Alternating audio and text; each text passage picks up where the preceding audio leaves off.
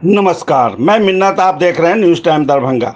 पहली मुहर्रम को दरभंगा जिला मुहर्रम कमेटी कार्यालय के ठीक सामने नाबालिग लड़कों द्वारा लहराए गए फिलिस्तीनी झंडा विवाद को लेकर जिला प्रशासन जिस प्रकार से मुकदमा कर कार्रवाई कर रही है, उस पर विगत शाम अपने आवास पर प्रेस वार्ता का आयोजन कर अखिल भारतीय कांग्रेस कमेटी अल्पसंख्यक विभाग के राष्ट्रीय महासचिव डॉक्टर जमाल हसन ने खेद प्रकट किया।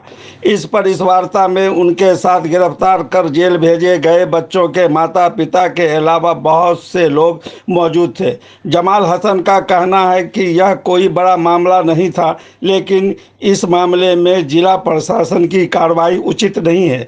साथ ही जिला मुहर्रम कमेटी के सदस्यों को चाहिए था कि बच्चे के साथ खड़ा रहना, लेकिन बजाय इसके कुछ सदस्यों ने उन बच्चों के बारे में प्रशासन को चिन्हित कर उन्हें गिरफ्तार करवाया है, जो उचित नहीं है। उन्होंने प्रशासन से मांग की है कि इस पर नरमी बरतते हुए नाबालिग बच्चों को रिहा किया जाए। दरअसल मुहर्रम की पहली तारीख को किला घाट में मुहर्रम कमेटी के सामने फ़िलिस्तीन का झंडा लहराने का मामला सामने आया और उसको लेकर यहाँ के जो सांसद है गोपाल जी ठाकुर, माननीय गोपाल जी ठाकुर ने भी जो है पोस्ट उस्ट किया था। तो उस मामले को लेकर जो है गिरफ्तारी हुई। हमारे मोहल्ले के हैं ये जमाल साहब, उन्हीं के बच्चे की गिरफ्तारी की गई। 13 या 14 तारीख था, 8वीं का, हम अपने जाके खुद 7वीं को 14 तारीख को इनके घर पर पहले सबसे पहले पुलिस आई, तो इनको खोजा गया, ये नहीं थे। उसके बाद जो है मेरे पास ये आए, इनको मतलब टेम्पू चला रहे थे, इनके घर से खबर गया तो ये आए मेरे पास टेम्पू चलाने के बाद। इन्होंने मुझसे कहा कि ऐसे ऐसे थाना पर हमको बुलाया गया है। तो हम बोले क्या मामला है? तो कहीं इसकी मामला समझ नहीं रहे। हमको एक काम करो, थाना पर अगर बुलाया है, 2 बार तुम्हारे आ चुका है, घर का फोटो भी खींच के ले गया था, तो हम कहेंगे एक काम करो कि अपने भतीजा को ले जा, अकेले मत जाना। तो हमने इसके भतीजा को साथ में भेजा। तो ये थाना पर गए तो वहाँ इनका मामला खुल कर आया कि फ़िलिस्तीन का झंडा जो है इनका बेटा लहरा रहा था। ठीक है, तो भाई वहाँ पर इनको बोला गया कि बेटा को प्रेजेंट करो, बेटा था नहीं। उसके बाद इन्होंने अपने बेटा को वहाँ बुलवाया। देखिए बेटा भी आया इनका, वहाँ पर बयान भी दिया गया। जहाँ तक जब लड़के से मैंने पहले पूछताछ किया कि तुम इस मामले में कहाँ पर है, तुम झंडा लाया था, तो लड़के ने कहा कि नहीं, झंडा मैंने नहीं लाया था, मुझे पता भी नहीं है। आप एक ये डॉक्यूमेंट देखिए, ये कोर्ट में सबमिट किया गया है, लड़के ने अंगूठा का निशान लगाया हुआ है। कितना पढ़ा लिखा होगा जिसको ये पता होगा कि फ़िलिस्तीन का झंडे का कलर क्या होगा? मुझे खुद नहीं पता। मैं ये जो इस बीच में जो इतने मामले हुए उसमें जो झंडा घुमा, तो मुझे अभी भी मुझसे पूछा तो मुझे पता नहीं कि कलर क्या है, लेकिन ये समझ में आया मेरे जैसा पढ़ा लिखा आदमी को भी पता नहीं फ़िलिस्तीन है, क्योंकि हम लोग एक ही झंडा जानते हैं, तिरंगा झंडा जो अपने देश का है, तो हम लोग उसको जानते हैं, उसको पहचानते हैं। तो इस मामले में उस लड़की को बुलाया। अगर ये गार्जियन में डिफ़ॉल्ट होता या उस लड़के में फॉल्ट होता तो लड़का भागता या गार्जियन भागता। गार्जियन ने प्रशासन का सहयोग किया, अपने बच्चों को भी प्रेजेंट किया। फिर उसके बाद जो है डीएसपी साहब आए, थाना प्रभारी से मेरी बात हुई, थाने पर मैं मौजूद हूँ, उस दिन से आज तक मौजूद हूँ इन लोगों के साथ। तो वहाँ पर प्रभारी महोदय ने भी इस बात को माना और डीएसपी साहब ने मेरे सामने इस बात को माना कि नहीं, लड़के की इसमें कोई गलती नहीं, लड़का झंडा नहीं लाया है, लड़का को झंडा किसी और ने पकड़ा। लेकिन हम इसका मोबाइल मंगा लेते हैं, मोबाइल में हम चाहते हैं कि डिटेल देखना, क्योंकि ये झंडा जो है या तो ये बनवाया जा सकता है सिला के, या ये फिर झंडा ऑनलाइन आ सकता है, क्योंकि ये झंडा अवेलेबल नहीं हो सकता मार्केट में। तो फिर मोबाइल मंगाया गया। लेकिन उसके बाद जब ये बात जब लोगों ने कबूला, मतलब जो प्रशासन कह रही है कि नहीं आप आ गए मेरे बुलाने पर, आपने अपने बच्चे को प्रेजेंट कर दिया, तो फिर इस लड़के को जेल के अंदर भेजने का क्या कारण था?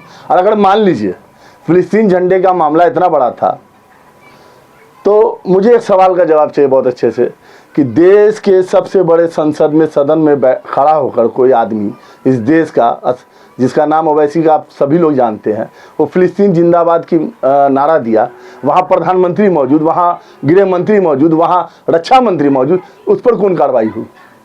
ये मतलब कानून का 2 पैमाना क्यों चल रहा है? दूसरी चीज़, अगर फ़िलिस्तीन झंडे का या किसी भी देश के झंडे का ये मामला अगर था, तो इसका मॉक ड्रिल क्यों नहीं हुआ? कि जैसे किसी को अगर आर्म्स बंदूक अगर है, ये लाइसेंस वाला ही रख सकता है, गैर लाइसेंसी बंदूक रखेगा तो उसकी सजा की, ये डर अगर लोगों को बता दिया गया होता तो इस तरह के मामले नहीं होते। और अगर इतनी फ़िलिस्तीन के झंडे के मामले, फ़िलिस्तीन की एम्बेसी क्यों नहीं इंडिया में बंद की जा रही है? उस दूतावास को बंद कर दिया, वहाँ भी फ़िलिस्तीन का झंडा लहरा रहा है। और मेरा एक सवाल और भी है, आप मीडिया के साथियों के माध्यम से कि इस तरह से जो माहौल क्रिएट किया जा रहा है, जो हमारे दरभंगा के सांसद गोपाल जी ठाकुर ने इस मामले में बोला, तो इससे रामनवमी के समय में हिंदू राष्ट्र का भी बैनर लगा था। उस मामले में क्या कार्रवाई हुई थी?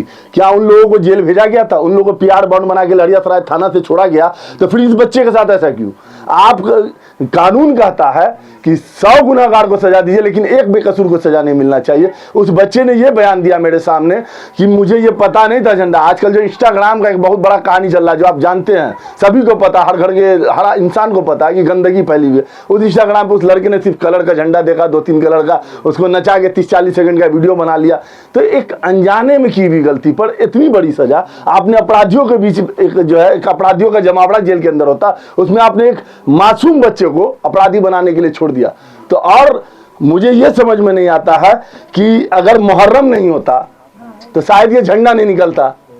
तो आपको ये पहले तो ये जानना होगा कि वो झंडा कहां पड़ा गया। सीधा सीधी मुहर्रम कमेटी के दफ्तर के सामने।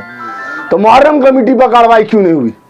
इस मामले पे मुहर्रम कमेटी पर भी तो कार्रवाई होनी चाहिए। ये परिवार मुहर्रम कमेटी के जो ओहदेदारान हैं, जो पदधारी हैं, उनसे बात किया, रिक्वेस्ट किया कि हम गरीब आदमी हैं, हमको मदद की। क्यों उन लोगों ने किनारा कसी किया? फिलिस्तीन झंडे का मामला क्या है? क्या ऐसा कोई कानून है कि आप इस देश में क्यों इतने जो ओलंपिक के खेल होते हैं या इस देश में आके जो क्रिकेट खेलने के लिए लोग मैच होते हैं, हर देश का झंडा लहराने के लिए लोग आता है, तो क्या उसमें आप गिरफ्तार करते हैं सबको? ये कहाँ का नियम है? तो ये चीज़। और फिलिस्तीन का झंडा क्यों निकला, इस पर भी बात होनी चाहिए। फिलिस्तीन का झंडा आज आपको कई जगह, नवादा में, गिरिडीह में, कई जगहों, कई हिस्सों में मुहर्रम के टाइम में निकला। सिर्फ उसका पीछे का मकसद थोड़ा जानना, मंशा क्या था। लोग इसलिए निकाल रहे कि फिलिस्तीन में आज हजारों बच्चे मारे जा रहे हैं, हजारों लोगों का कत्ल हो रहा है, बमबारिंग हो रहा है। उसके लिए सिर्फ ये कि यहाँ भी लोग चाहते हैं कि फिलिस्तीन में लड़ाइयाँ बंद हो। लेकिन इसको इतना बड़ा इशू आप बना रहे हैं कि एक बच्चे के भविष्य के साथ खिलवाड़ कर दिया। आज बताइए कि बच्चा क्या हुआ, एक दागी आपने उस बच्चे को पूरे समाज के सामने खड़ा कर दिया कि ये दायित्व इसका कौन लेगा? उस बच्चे के आपने जो चरित्र को खराब करने का काम किया, इतनी बड़ी गलती है। आप मीडिया वाले सभी साथी यहाँ मौजूद हैं, मुझे बताया क्या ये इतनी बड़ी गलती थी जिसकी सजा, क्या उसको आप डांट के या उससे पीआर बॉन्ड भरवा के नहीं छोड़ सकते थे? उस बच्चे को आपने जेल भेज दिया। आज उसकी माँ का रोते रोते हालत खराब है, उसका फादर। आज जो है समाज में लोग उसके साथ इतने लोग क्यों खड़े हैं? क्योंकि सबों को पता कि ये गलत हुआ है, की चीज जानते हैं हम। और आज फिर वही बात बोलेंगे, अभी फिर हम बोल रहे हैं, मुहर्रम नहीं होता तो झंडा नहीं निकलता। और मुहर्रम का झंडा के वो झंडा फिलिस्तीन का कहाँ फहराया गया है? मुहर्रम कमेटी के दफ्तर के ठीक सामने। तो आपने कार्रवाई अगर करनी चाहिए, जिम्मेवारी किसकी थी? अगर मेरा बच्चा गलती कर रहा है तो गार्जियन वहां मौजूद है, उसकी जिम्मेवारी है इस चीज को रोकना। लेकिन फिलिस्तीन झंडे का अगर कोई मामला था कि इस देश में किसी का झंडा नहीं, तो खेल बंद करवा दीजिए। आप यहाँ ओलंपिक बंद करवाइए। आप यहाँ की जो हम क्या कहते हैं, सीधा सीधी आप क्रिकेट का मैच यहाँ बंद करवाइए। जितनी भी मैच दूसरे देश का होता है उसका बंद करिए, क्योंकि इसके झंडे इस देश पर घूमते हैं, लोग लेके घूमते हैं। क्या कीजिएगा? सबको जेल के अंदर भेजिएगा? ये चीज तो हमको समझ आ रही है कि इस मामले पर इतना कठोरतम कार्रवाई क्यों किया गया किसी बच्चे के साथ। ये चीज अगर सरकार अपने, और दूसरी बात, अगर इस मामले पर था तो इसका मॉक ड्रिल क्यों नहीं करवाया प्रशासन ने कि यहाँ कोई भी झंडा हम दिखेगा हम उसकी गिरफ्तारी करेंगे? सब सचेत रहता, गार्जियन को रहता है बच्चा तुम जो जाएगा उसको पता। वो तो इंस्टाग्राम में वीडियो बनाने के चक्कर में ये माहौल हुआ। लेकिन हमको नहीं लगता कि इस तरह का सख्त कदम, मैं जानता हूँ प्रशासन पर भी दबाव की राजनीति हुई है, ये मैं नहीं समझ रहा, ऐसा नहीं है। प्रशासन पर दबाव की राजनीति की गई है, जहां वहां से दबाव पड़ा कि गिरफ्तारी होनी। अगर यहां से भी मुहर्रम कमेटी के जिम्मेदारान अगर खड़े होते तो शायद इनका बच्चा जेल के अंदर नहीं होता।